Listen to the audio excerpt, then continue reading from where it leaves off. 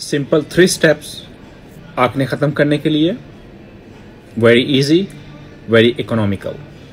First, drink lot of water, hydrate all the time yourself, hydrate रखें अपने आप को, और अपना फेस वॉश करते रहें नीम गर्म पानी के साथ हर 3-4 घंटे के बाद। नंबर 2, जेल बाय कीजिए किसी फार्मेसी से, किसी केमिस्ट या किसी सुपरमार्केट से, इंटिम जेल जो लेडीज की जेल होती है, उससे अपना फेस वॉश करते रहें। और नंबर 3, टी ट्री ऑयल।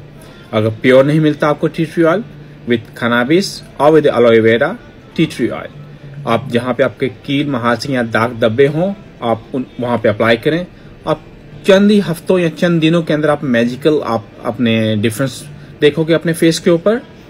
और ये आपको टिप नहीं कोई बताएगा, क्योंकि फार्मास्यूटिक इसको पसंद नहीं करते, क्योंकि इसके अंदर वो अर्निंग नहीं कर पाते।